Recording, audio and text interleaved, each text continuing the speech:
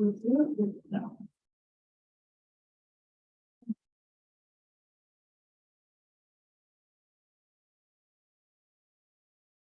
Yeah, if you're just joining, just go ahead and scan the QR code or go to this link to count your attendance.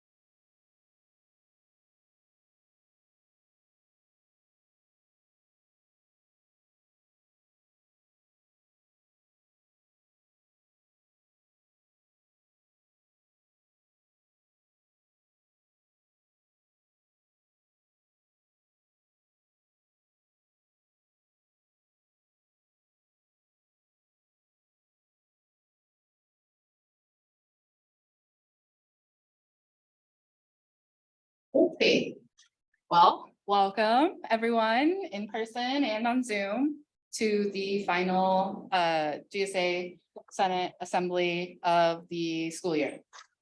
So if you miss this QR code, go ahead and I can pull it up at the end if you missed it, but just so we know that you're here, so your department's eligible for funding. And so here's the agenda real quick. We spent a few minutes going over the attendance. We're gonna have a little welcome message from our president, and then we're gonna have two guest speakers. The first one is Todd Sutton, and he's gonna be talking about the email migration that's happening very shortly. And then we also have Murphie, spelled your name wrong. Is it right? No? Okay, all right. I thought there was another E, but no. I'm not Dave. Cool. We also have Murphie Chappell coming from the Title IX office, so we're excited to have both of them, and then we're going to have a goodbye to the current e-board, and we're going to welcome on the incoming e-board for the next year's school year. And then so the first thing, I'm going to pass it off to Alex, our president, and he's going to give us a little welcome message.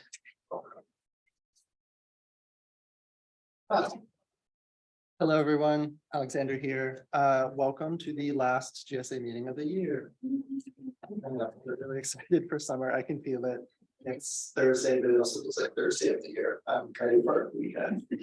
The most, kind of pressing issue to share with all graduate students right now is the name of it, academic portfolio review. The university is in the works of reviewing academic programs, departments, in the midst of budget cuts, enrollment drops to achieve fiscal stability. This is a very new process. I had a meeting with Dean Bell, Dean of the Graduate School, and Provost Storrs. And I think instead of giving you all the information right here, this email I shared with the executive board, I will send that out to all senators and hopefully they share that with the department. But the gist of it is that because this is a new process, they're working with parties and sort of gather data on what departments are doing, enrollment, whatnot.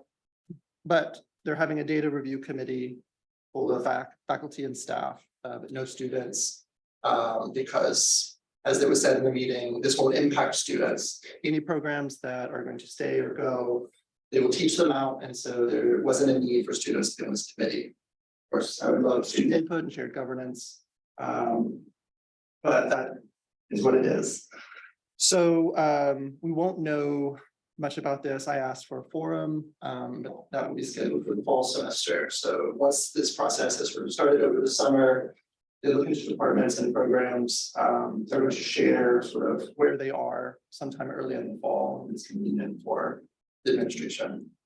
So I will keep everyone updated. I will be asking lots of questions. Please ask us if you have any questions about this process. It's too early to say what's going to happen, but the train has left the station. December will come, and then recommendations will be made to the chancellor. So if you do have any questions about this process, or or this is the first time you're hearing about it, please talk to your program directors, your advisors. But the provost wanted to reassure you that this wasn't going to impact students negatively. So I will say that, but I will share sort of a long synopsis of that meeting with all the senators. I think we'll try to send it out right after this meeting, if that's possible. But if you have any questions, please reach out to us. If you have any questions right now, I don't think we will be able to meet with senators. There's a group of students who would like to get together. We're going to be here through the summer, so we'll work with you all. Let's chat when you're not.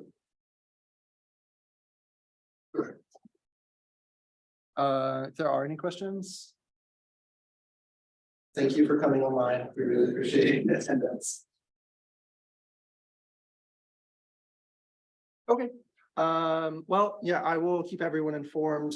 This was new to me. Some of the documents are in their draft stages, but I will try to keep graduate professional students informed of this process. Is there access to those draft documents available to like the general public? It was shared with a graduate student. There's a draft, so the question was, are these documents available? There is a link that I will share in the email to the website. I think it's from Provost's page. But there's also a draft document. It was mentioned in Faculty Senate yesterday. RPJ came and spoke to them as well. I don't know how much the draft document will change or has already changed, but it was shared to us from a graduate student. So I'm assuming it's public. I know it took them a moment to find it, but I can share that as well because it seems like it's already public. Yeah. So, okay. But yeah, I'll share those documents, and then, yeah, again, if you have any questions, I'll try to find out as much as I can, but I think your program directors are the best source of information for this process. So I know we're going to be switching from Google to Microsoft, that's going to happen, and then all of these other things are happening sort of behind the scenes. Oh, okay, yeah. Yeah, if anyone else has any information, please share it. I just thought that was the most important thing to share with the graduate students right now. Well, that wraps up my welcome message. Get ready for the summer. Make time for yourselves. Yep. And then our next guest is going to be joining via Zoom. So I'm actually going to stop the share and then pass the mic over to Todd if you want to go ahead and do you have any slides to share? I don't. Okay, cool. Can everybody hear me okay? Let me turn it up a little bit more. Okay. Can you say something? What about now? Too much. What were you saying?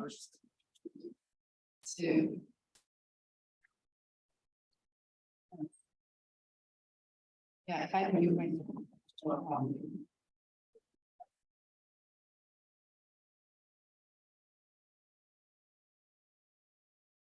Hey, there I am. I'm gonna pass it over to you if you just want to take it off. Sure, great. Thank you, all of you, for allowing me the time to be able to come and speak today. First of all, let me apologize. My goal was to be in the room today, and things just life got in the way, and I was meeting back to back right up until 4 o'clock today, so it just did not work out. So apologies for that, but I am very thankful to be able to join you today to be able to speak about the transition. As most of you know, I heard you speak about it earlier. The university did make the decision to move from Google Workspace, Box, and Zoom over into the Microsoft 365 environment. We are focused right now on the migration of faculty and staff. We are moving faculty and staff over the weekend of April the 21st. One of the reasons we picked that particular weekend, because I know it seems sort of counterintuitive that we would move faculty and staff, the week before final exams. But the problem is we have a lot of resources that are going to be coming to campus to assist with that migration. And the provost did not want to ask faculty to work during the time when their contracts were over. And 9-month faculty contracts end the day after commencement, right, or the day of commencement. And so in order for us to get these resources to be able to assist faculty who might have any trouble with the migration, to be able to take advantage of those resources, that really was the only weekend we could do it. So we've already moved about 20 people within ITS. I was one of the people who migrated over the past weekend. It went very well. All of my email came over, calendar entries, everything came over just as I expected them to. We're not focusing on file storage yet. That'll come later. What we're focusing on right now is mail and calendar. We've got a group of a couple of hundred that's going to migrate over this upcoming weekend. We're calling them the early adopter implementation team. They're going to assist us when it comes migration weekend for the rest of faculty and staff to be able to answer questions, provide support, that kind of thing. So another couple hundred this weekend, and then the weekend of the 21st is when we migrate all faculty staff over. I did work closely with leadership from enrollment management and from student affairs and a few other places, and the decision was made to choose the weekend of June 30th as migration weekend for students. And at that time, we would migrate all students over into the new platform. The good news is we've run scans against the environment. Student usage within for file storage and email within Google is a fraction of what faculty and staff usage is. But there, obviously we still want to pay significant attention to that, assist with the migration over and that kind of thing. So I did want to communicate that to you all today. We're going to start communicating out to students, very heavily over the course of the next week or two so that we can try to get some awareness before folks leave campus for the summer. One of the reasons we picked the weekend of June 30th is the decision was made that we wanted to get through SOAR so that there wasn't confusion around email for folks coming in for SOAR. They really wanted to focus them on things like registering for classes, being able to pay for bills, that kind of thing. And so we chose the first weekend we could after the end of SOAR to be able to do the migration. And so that's going to be June 30. There's going to be messaging coming for you. We're working with enrollment management on just the we do a pretty decent job of communicating to faculty and staff, but we want to make sure we communicate the message to both undergraduate and graduate students in a way that will make sense, will be useful, and we don't bury the lead, if you will, around some of the most important things to you all, which are different than what will be important to faculty and staff. So we're working through that, but you'll get guidance on what it means to be in the new environment. You'll also get an email message for folks who may not hear any of the pre-communication we're doing. There will be an email message that lands in Gmail on the date of migration that says your mail is no longer coming here. You're now over in Microsoft, and here's how to go over and check your mails going forward. So let me stop right there. That's mail and calendar. That'll be our focus for students as well in June. File storage migration, we're going to handle that in a separate work stream, because what we're going to do is encourage folks to get in and clean things up before we move them over into the new environment. You certainly don't have to, but we're going to encourage folks to, so that we don't move a bunch of stuff over that maybe you didn't want moved over into the Microsoft environment. So we're going to, communicate more about that in the coming weeks in terms of how you can prepare for that migration. But that's going to be a separate event, I think, than it will be for mail and calendar. And then Zoom, because I know some of you are interested in this. Zoom is going to remain until December 31st. And at that point, we're going to transition wholly over to Teams as our synchronous online platform. I know if any of you have been involved in any of the classes that have been taught in the pilot this semester, there's been some varying levels of success with using Zoom. It's been mostly about logging in. We're finding that a lot of it is because not everybody's in the same environment together yet. And so once we move people over, a lot of those things will be a lot better than they are today. We're still investigating a few things with the Canvas LTI integration, but we hope to have that solved, obviously before we move off the Zoom platform.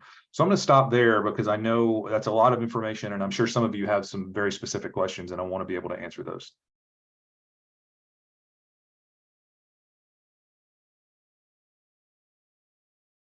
Yeah, if you have a question, I guess just go ahead and raise your hand or unmute yourself. Do we have any questions in the room? Yes.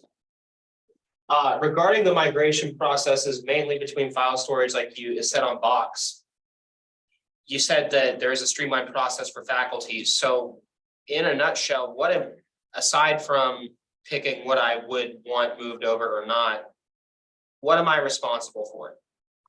So, we're gonna basically do a straight line migration. And what I mean by that is if it exists under you in Box, it'll go over to OneDrive, right? And so we're going to move everything that's there. If there's anything that you don't want moved, I would just suggest going through and deleting it.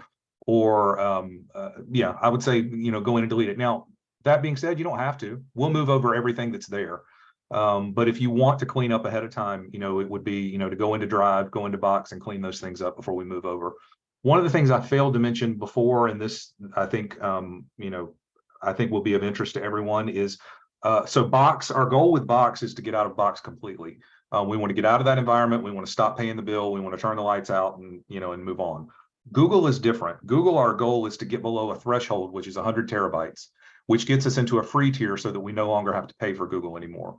So what that means is we're going to continue to provision accounts into Google. You're still going to have access to YouTube, to your drive space, to all the things that are in Google. Your mail is not going to be there. Your calendar is not going to be there. If you try to use things like Google Docs and Google Forms, you're going to have a a limited experience because the mail is not flowing within the environment, right?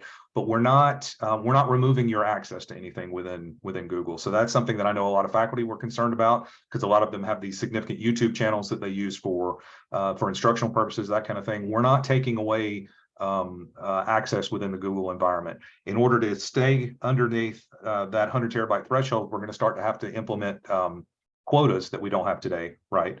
But beyond that, those Google services will still be there, but mail's not going to work, calendar, that kind of thing. Thank you. Yep. I have a question about the transitional period. Is there going to be a point where we're going to have access to both the Google and the Microsoft accounts to make sure that we're not losing anything? Or is it going to be just a direct transfer and like you either have one or the other? Yeah. So right now you can log into if you go to m365.uncg.edu, you can log into your OneDrive space now, which is your online file storage, right? And so you can get in and start to move stuff in if you wanted to. You can look around, see what it's going to be like. But to specifically answer your question, yes, there will be.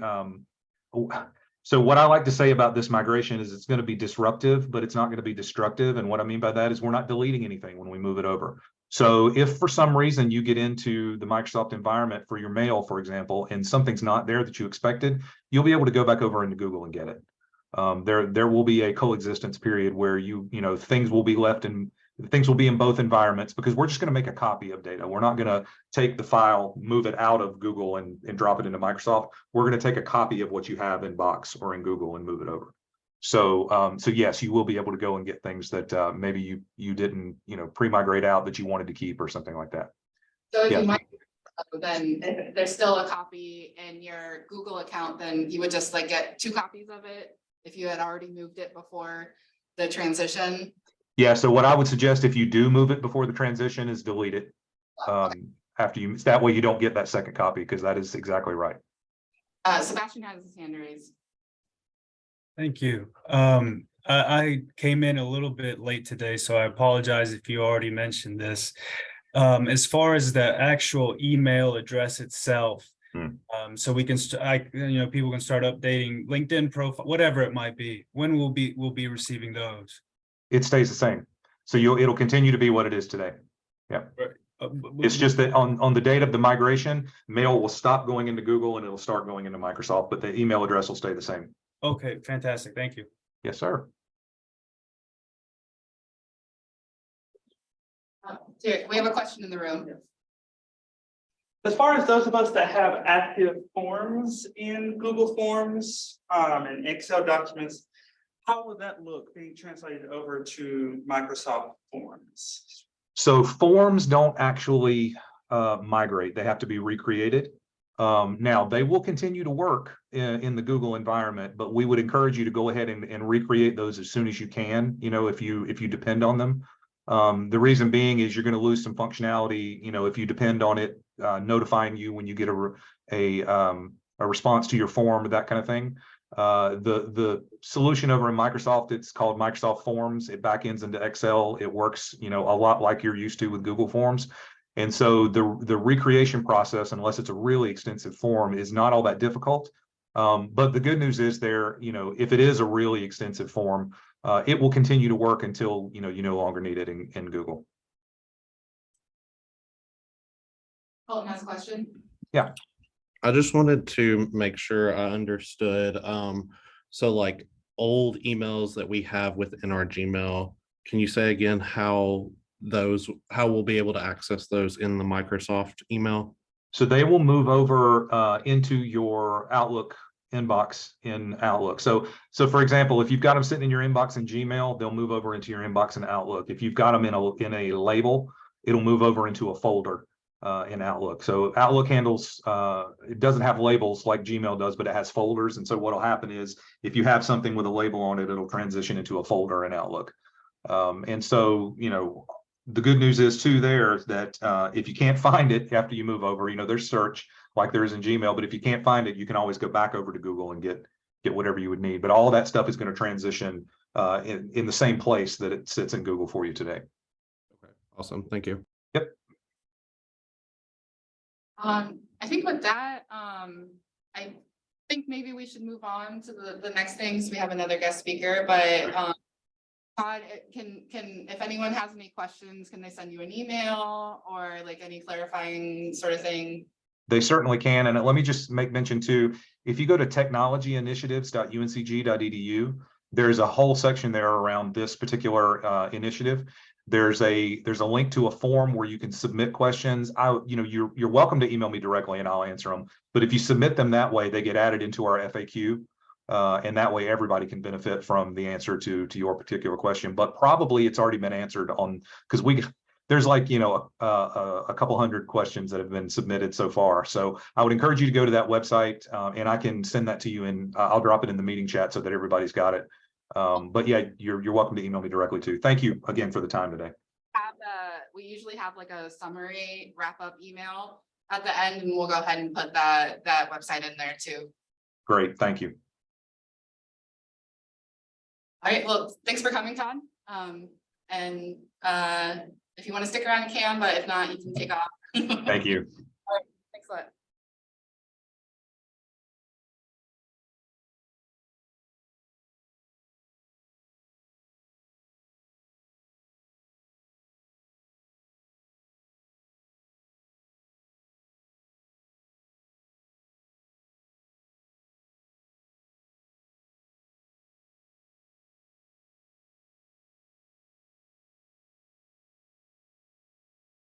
Great. And then our second guest speaker is Murphie Chappell, and I'm just gonna go ahead and pass it on over. Awesome. We're moving along. Yes, Amanda, thank you so much. Hey, everybody, it's good to see you. Can I ask how many folks have heard from me before I waste your time? Okay. Not too many, so thankfully, maybe I can repeat the same jokes and y'all can pretend to laugh. Okay. But my name is Murphie Chappell, she, her pronouns. I've been at UNCG for about 8 years now as a Title IX coordinator. And so I'm excited to be with you this afternoon. And if it doesn't go well, blame Amanda. This is correct. Yeah. Got it. I was so excited you were setting up the technology, and then as soon as I got it, so have you heard of Title IX before? Awesome. At the end of the day, we have 3 responsibilities under the law, right? We have to eliminate sexual harassment, we have to remedy the environment, and we have to prevent it from happening again. And so the conversation we were hoping to have today centers on these 3 principles. And I like to, and are you watching that chat or do I have to watch? Oh, Thank you, Ashley. So yes, please, any questions you have. I have a bad habit of talking too fast because I want to share all the information with you. So please don't hesitate to drop questions in the chat. So I love to start with, why do you think I'm here today? And why do you think I'm in the front of the room? And go super official. Don't go deep on me. Bring awareness. Awareness, so kind, too deep. Why else? Come on, Terry. matters for everyone, because they could be, no, No more superficial. Why am I here? because you're awesome. No, I mean, thank you, but no, resource, yep, yeah, I get paid. That's it, that's it. As much as I love this topic, because I do, I'm a passionate person, I'm passionate about this. At the end of the day, I couldn't do it and I wouldn't do it for fun. It's not really that fun. I get paid, right? And so anytime the federal government wants to control something, it has to be enumerated in the Constitution. Have you heard that before? Right, we're going back to civics, let's go all the way back. But if they have an interest, they have a motivation, they have to leave it to the states. Well, they might not want to leave this to certain states. Maybe, I'm not real sure. So they figure out other ways to motivate folks, right? And it comes down to money. And so Title IX is a federal law. It's only 37 words. They're at the top, right? But they have 2,000 pages of regulations, right? 2,000 pages to interpret those 37 words. And it's because the federal government has a compelling interest in ensuring that everyone has equal access to their education, right? So we cannot discriminate on the basis of sex. And that's going to be the nature of our conversation. If we do, we lose our federal funding, right? So no big deal. No pressure here in helping us comply. So why is this an important conversation? Why are we still talking about this? It's 2023. I know I feel the same way, right? But think about it like this. Victim blaming is the #1 thing we're still seeing, right? So these are our type A, overachieving, excited to be in college, first time away from home, but they're used to accomplishing their goals and what they set their mind up to, right? Then they get in these situations where there's sexual harassment, domestic violence, dating violence, stalking, gender-based harassment, and then they lose control. And it's like, wait, and they might freeze and hold on, right? But they're type A, they're overachieving, and they're not used to being in these situations where it's like, wait, why don't I have control over this? So they're gonna blame themselves in an attempt to ensure it doesn't happen again, right? Oh, if I hadn't done this, then this wouldn't have happened, right? Or if I didn't do this, this wouldn't happen, right? The cause and effect. And so what they're gonna do is they're gonna sit in their rooms and they're not gonna come to your classes and they're not gonna talk to you, and then we're gonna lose them, right? And that's where that access to education is so important. Most of the time when I've been at UNCG, like a whopping 2 weeks, I had my best suit on this day, right? Cherry oak wood table, like I'm ready. I dressed down a little for y'all today. I thought it'd be okay. But like best suit, cherry table, ready. And I said the word sexual assault and somebody stopped me and they were like, no, we don't have sexual assault here. Y'all know I'm awkward and I get nervous and I don't know what to say because I've been here like 2 weeks and you hired me for this. Like, what do you mean you don't have sexual assault? And then I figured out, they were like, no, we have sexual misconduct. Y'all, that didn't help. I was like, okay. And what I figured out was they were attempting to minimize the sexual assault because when I say sexual assault, they think about stranger danger, jumping out of a parking garage with a knife in their hands. How many times do you think that's happened since I've been at UNCG? I told you 8 years. 8 years. How many times has that happened? Love it. Yeah, zero, not one time. Right. Do we have cases where there is stranger assaults? Absolutely. Can I count them on one hand? Maybe almost going over into 2. Yeah, that's how few they are. 85 to 90% of the time when somebody is victimized, it's by somebody they know. So you're going to have these students in your classes that are victimized by somebody that is in your class too. Maybe they're lab mates, maybe they're in the same groups together, and we have to learn to navigate these situations. But 85 to 90% of the time, these are not strangers, right? Counterintuitive behaviors, it might sound funny to you, but somebody might invite their abuser to spend the night. They might wake up and make them breakfast the next day. Socialization is real, right? How many people have heard of fight or flight? How about freeze?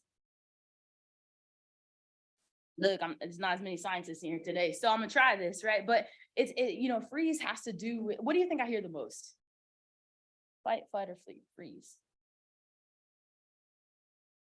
Oh, it's coming up on that long weekend. I know. Freeze. Yeah, absolutely. And this is where we go back to victim blaming, right? That type A overachieving. Wait a minute, I just lost control. And then it's really hard to wrap your head around the fact that wait, I froze, right? But if you think about our military, our police, they go through so much training because you're trying to reprogram the way your brain responds to stress and trauma. But most folks, I don't know about y'all, but I mean, I don't have my black belt or anything. Like, I don't even go through any kind of training to prepare for that. And neither have most of our students, right? I'll say not all. So when they're again going to blame themselves and not understand what. The other thing is when they come and talk to you, they are going to have fragmented memories, right? They're full of sticky notes. I ask that you believe folks, regardless of what they come to you and say. Just believe them. Let us figure out the truth, or as close to the truth as we can, right? We have people with different experiences. But you're also gonna have students that say something bad happened to me, or I've been accused of doing something bad and I'm not sure what to do. My hope is that by the end of our conversation today, you know what to do and you know what to tell them, right? This is kind of funny and kind of timely, kind of not. This I expect to change by August. So if you're like Murphy, you definitely said something different in April. I'm like, yep, no, I'm so sorry. This is heavily regulated by the Department of Education. So in May of, about a year ago, the Department of Education released a notice of a proposed rule. This May, we expect to get the final rule, right? So when we get the final rule, that's when things will change. This final rule, what we're going to talk about today, reflects the last guidance that was issued about 2 years ago now, right? So Title IX jurisdiction is really, really narrow right now. And so the university, the reason I put the bigger outer yellow circle as well, is because we have non-Title IX sexual harassment. So even if a student comes to you and they say, well, this is impacting me off campus, happened on a study abroad trip, I want you to know that I might have to dismiss it under Title IX, but we also have non-Title IX sexual harassment to capture some of those behaviors that don't fit in that circle. So if a student comes to you, if your peers come to you, if you're like, ooh, I want you to know that you can report it to the Title IX office. Doesn't matter where it happened. Cool. Perfect. So these three buckets represent the definitions of sexual harassment defined by the Department of Education, not UNCG, right?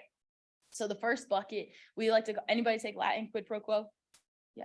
Conditioning the provision of an aid or a benefit on some kind of sexual favor, something along those lines. Really wanted to delete this. Can't delete it yet. I'd really love to work myself out of a job. You know, sexual harassment isn't a thing. We're not there yet. So some students might come to you and they say, hey, this person with the power over me in this way did this thing to me. I want you to know that we're still going to consider that sexual harassment, okay? The second bucket, though, is where we live. That's where we spend most of our time. This is where the majority of UNCG cases are. So this is going to be unwelcome conduct that is so severe, pervasive, and objectively offensive, persistent, right? That it limits somebody's access to their full education. This is probably what students will share with you the most, or what your peers will share with you the most. The interesting thing about this is in 2020, that last and was an or, right? And so it was a little bit easier to get to a sexual harassment definition when it's severe, persistent, or objectively offensive, right? But when it's all three, it's a little bit more difficult to prove. And so sometimes we'll have climate conversations, even if we can't get to a policy violation or somebody doesn't feel comfortable filing a complaint, you can still bring behaviors to us that you're uncomfortable with, and we can have effective educational conversations with folks, okay? So one of the biggest things I want you to hear today is that there are plenty of options, and there's no Title IX train barreling down the tracks that you have no control over, okay?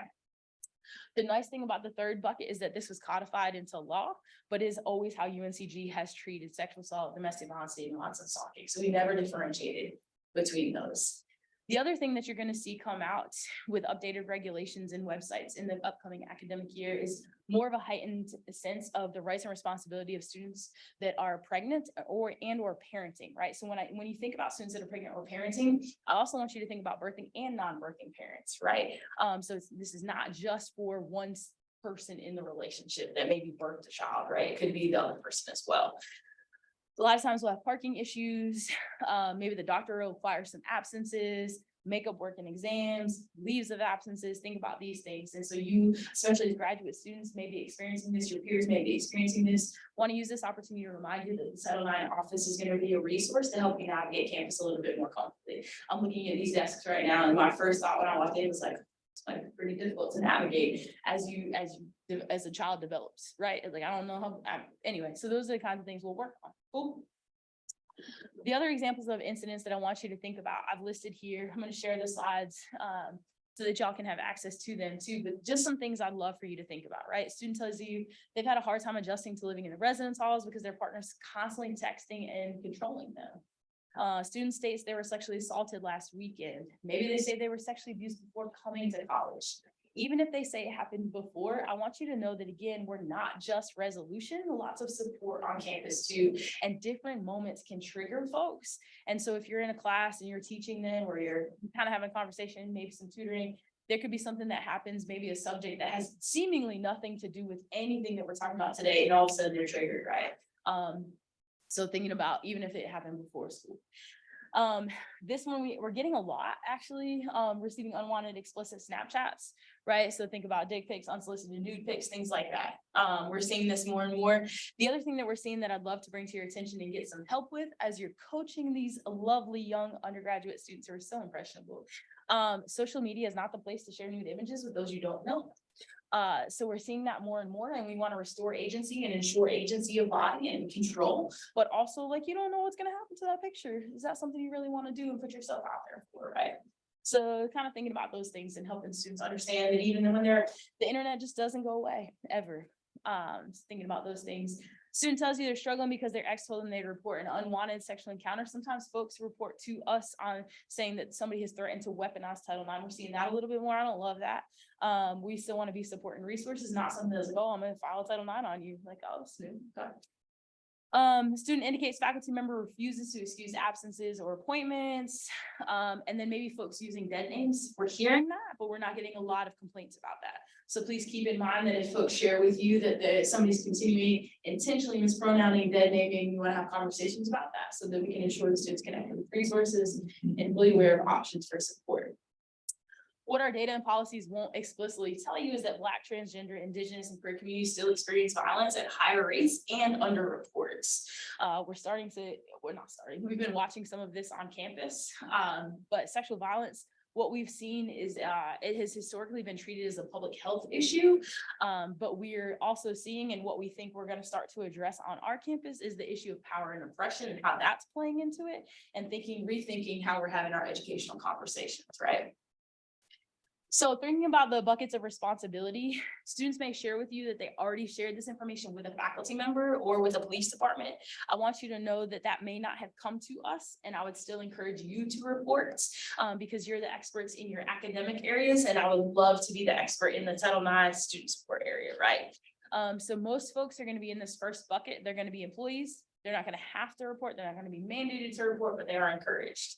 The confidential employees, I want you to think about, we just took a blanket of confidentiality and put it over the Go Student Health Services building, right? So those are all our doctors, nurses, counselors, the campus violence response centers there. All those folks, they can report, but only if the person gives them permission. It has to be explicit. The last one are folks like me, right? Officials with authority. I can take disciplinary action. I can make things happen. So I am required to report. If I know about something and don't report, that's when the university gets in trouble.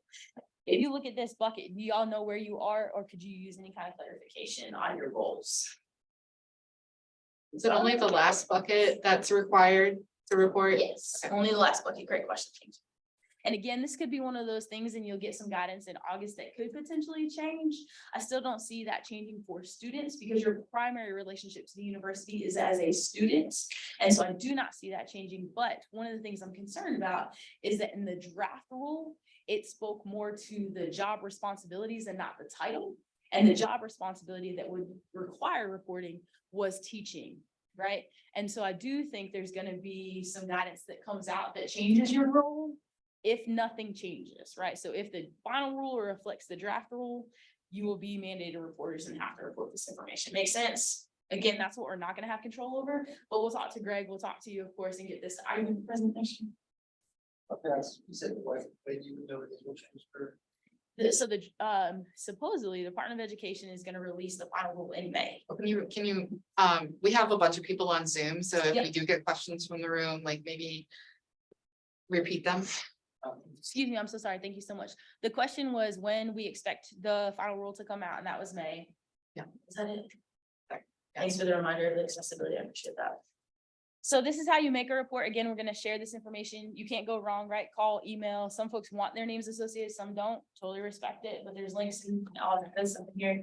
What I really wanted you to know is that complete agency is given to folks after their information is shared with us. So they cannot come in, they could tell us to leave them alone, they could tell us everything, right? All of those are options, but we're gonna leave them alone. We're gonna try about 4 times through text messages, phone calls, and emails. And then the last one's gonna say, hey, looks like you don't wanna talk to us right now. Thank you so much. Please know these resources remain available if you change your mind. We're not gonna put holds on accounts. We're not gonna make anybody come in. Nothing is required, right? So your turn. Title IX office reaches out and asks you to not pair 2 students in a lab moving forward. Other students in the lab hear a rumor that one of the students harassed the other, and now no one wants to be their lab partner. How do you handle this? We don't have a talkative group today, so it's okay. But maybe something to think about as you think about your roles. I may reach out to you and say, hey, I'm in this situation. I'm not actually that creative. So these things have happened, right? So I might call you and say, hey, can we work together on this? What I want you to know is you can always call me too if you need a thought partner on how to manage some classroom expectations following a no contact order or something along those lines, right? We talked briefly about the Campus Violence Response Center. Want to remind you, it's free, confidential. There's advocacy, there's counseling. This is trauma-informed therapy. It's not just general therapy. It's available to faculty, staff, students. This is a great program for anybody that's been impacted by violence in any way, right? So not just sexual assault, domestic violence, or anything like that. Cool. We talked about this, talked about faculty, staff, we'll keep going. So resolution options, the other thing, right? We have the Title IX train, right? I want to avoid that. Because so when somebody comes to us and they disclose some of these details, I'm actually going to offer them 3 options. The first one is, hey, I'm going to support you. I'm not going to tell anybody else this happened. Maybe you want me to send a faculty reach out. Maybe when we want to move your room, but nobody else is going to be impacted, right? This is a large percentage of the caseload. The second option is going to be informal resolution. This is the majority of the cases, right? Most folks are going to say, yes, I want the other person to know how they made me feel.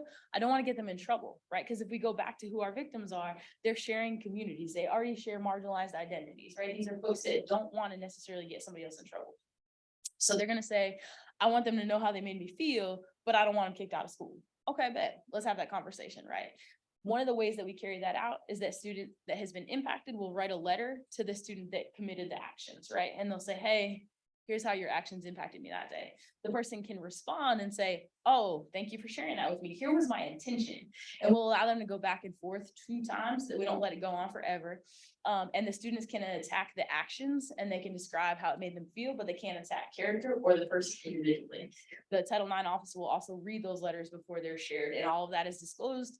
It's a consent basis, but it is something that our students really enjoy. Not enjoy, that's a strong word. However, they do take the option because they want the person to know how they made them feel. And then so we get like our sort of circles in place. This is how we're kind of living in that. This is not something that we would do disciplinary sanctions for though, right? The last one is what's utilized the least, and that's where we'll go through a formal grievance process, go to a hearing, and find somebody responsible or not responsible for a violation of the code of conduct. This is happening less than 5% of the time, whereas the informal supportive is going to be about 83. So the other 15 are more of our pregnancy and parenting cases. As graduate students, I like to remind you of a couple things because I'm not sure how widespread these are. So the interpersonal relationship policy, the University of North Carolina does not condone amorous relationships. So as you navigate campus, thinking about students that you supervise already, you could potentially supervise, I would encourage you not to pursue relationships with them because one, does not go well. And then 2, it's one of those policies that is strict construction, right? We have no control over that. We're going to have to hold you accountable for that behavior and discipline you, right? You cannot not or unbiasedly supervise a student that you're in a relationship with, right? That's the theory. So just a heads up on this one. The other thing is we have a retaliation policy. And so some folks are hesitant to engage with the process because they're fearful of what will happen on the other side. I understand it's a piece of paper. It's a policy. It's not as strong, maybe compared to like your field or what you're looking at and sharing and navigating that space with somebody. I'm sensitive to that. We'll have conversations about it, but I also like to make sure that folks know if somebody does retaliate, that behavior is going to be held separately accountable. The last one, it breaks my heart because I know exactly when these letters go out, when we're dismissing folks from campus or we're putting them on probation because something bad happened, but because they took some drugs, they drank some alcohol, maybe they're underage, they actually don't want to say anything because they're so fearful of getting in trouble for that thing that they don't report the other bad thing that happened after that, right? And so I do like to make sure that folks know that we have an amnesty policy. So if you're ever working with students and you think something might have happened or they're fearful of disclosure, maybe connecting with them about this could be that catalyst that's like, oh, well, maybe I will go talk about this before we get to where we have to send that letter related to their academics. Questions about these policies? All right, cool. Well, I want to make sure you have my contact information too, so we can get in touch if you need anything. But I think the spirit of it is just wanting to make sure that you knew Title IX was a resource for you. We're not sure how many folks know about it still. We're working on it, of course, but I really appreciate the opportunity to be at your meeting today. Any questions or comments? On Zoom too. I'm looking at the chat. Yeah, of course. So if you're on Zoom, please, of course, know you can unmute yourself.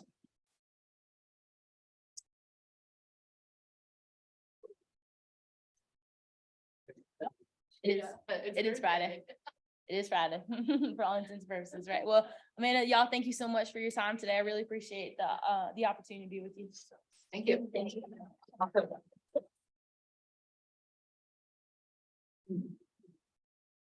All right. Yeah, that was awesome. All right, it's not awesome. It's not enough, but it is awesome. Yeah, empowering. Yeah, all those things. If you have any questions, definitely reach out to Murphy and the Title IX office. And I have cards if anyone needs them. Y'all need cards? Anyone want a card? I don't think we do that anymore. We know where to find you. Thank y'all. Yeah, your office is in the EUC. Yeah, UC 238, second floor. book. EUC 238. All right, see you later. Thank you.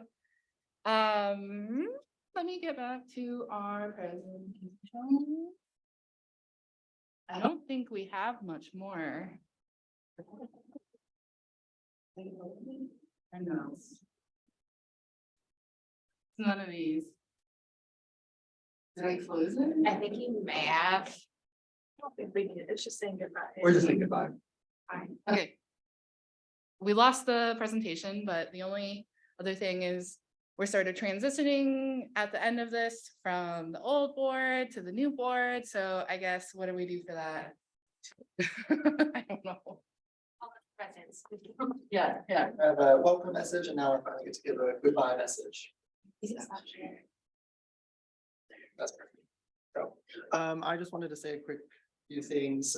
One, thank you to all graduate and professional students who showed up to this meeting. You guys are the MVPs. Without you, we wouldn't do this, or we would still do it, but it wouldn't be as much fun. And also a congratulations to all our graduating students, you specific accomplishment, and you know, I don't think we celebrate the process of like actually being a graduate student, separating and all the rewards that come from it. So thank you, congrats. And then I wanted to say a thank you to the current board. It was an honor to work with you all.